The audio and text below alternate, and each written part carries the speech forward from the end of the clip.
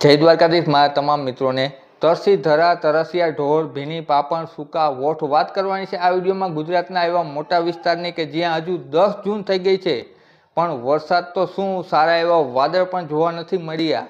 ત્યારબાદ વાત કરીએ સૌરાષ્ટ્ર ગુજરાતમાં હાલમાં છે એ છેલ્લા 3-4 દિવસથી વરસાદી એક્ટિવિટી પ્રી મોન્સૂનની થઈ રહી છે, જેમાં વધતા ઓછા પ્રમાણમાં સૌરાષ્ટ્ર ગુજરાતના અલગ અલગ વિસ્તારમાં વરસાદ પડી રહ્યો છે। ત્યારબાદ વાત કરીએ ચોમાસુ રેખાની તો ચોમાસુ રેખા ગુજરાતના દરિયાકાંઠાથી થોડે દૂર છે, મહારાષ્ટ્રની ઉપર એટલે કે મુંબઈની આસપાસ છે એ ચોમાસુ રેખા પહોંચી ગઈ છે। ત્યારે દ્વારકા, પોરબંદર, જામનગર તેમજ કચ્છના અમુક વિસ્તારમાં હજુ પણ સારી એવી વરસાદી એક્ટિવિટી જોવા નથી મળી રહી અને ખાલી સારી એવી તો શું વરસાદી એક્ટિવિટી થઈ જ નથી એમ પણ કહી શકાય। તો શું કારણ છે અને શા માટે આ વરસાદી એક્ટિવિટી નથી થઈ રહી છે તેને લગતી વિસ્તૃત ચર્ચા કરશી। નમસ્કાર મિત્રો, સ્વાગત છે તમારું। હું છું રાજ અને વાત કરીશું આજ સૌથી પહેલા કારણની ચર્ચા કરીએ તો દરિયાકાંઠાના ફૂંકાતા સીધા પવનો છે એને જવાબદાર ગણાવી શકાય, કારણ કે જો બોટાદ, ભાવનગર, રાજકોટ, અમરેલી આ વિસ્તારમાં ભેજવાળું વાતાવરણ બને છે અને વાતાવરણ અનસ્ટેબલ બને છે, અસ્થિરતા જોવા મળે છે। પરંતુ જામનગર, દ્વારકા, પોરબંદર વિસ્તારમાં જો ભેજ હશે તો પણ આ પવનો છે વધુ સ્પીડે ફૂંકાતા પવનો છે એ વાતાવરણ ચોખ્ખું કરી નાખે છે। આ પણ એક કારણ છે એ ગણાવી શકાય। ત્યારબાદ બીજું કારણની વિસ્તૃત ચર્ચા કરીએ તો યુએસી એટલે કે વરસાદી સિસ્ટમ આસપાસ હશે તો આ વિસ્તારમાં પશ્ચિમ સૌરાષ્ટ્રમાં તેમજ કચ્છના વિસ્તારમાં સારો એવો વરસાદ જોવા મળી શકે છે વાવણી લાયક।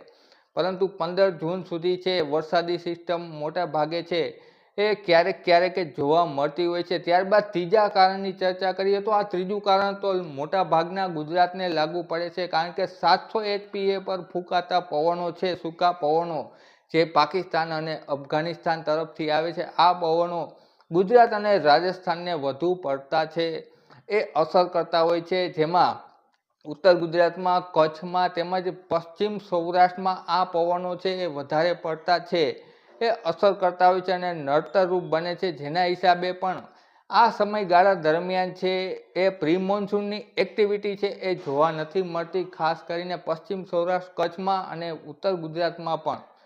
તો આવા બધા કારણોના હિસાબે છે એ ખાસ કરીને 15 જૂન પછી વરસાદી એક્ટિવિટીમાં છે એ વધારો થતો હોય છે, ત્યાં સુધી વરસાદી એક્ટિવિટીમાં બ્રેક લાગે છે। પરંતુ આશા છે કે આગામી 2 થી 3 દિવસમાં છે એ થોડા ઘણા પ્રમાણમાં થોડી ઝાઝી વરસાદી એક્ટિવિટી થાય તો અમુક વિસ્તારોમાં વાવણી લાયક વરસાદ પડી શકે છે।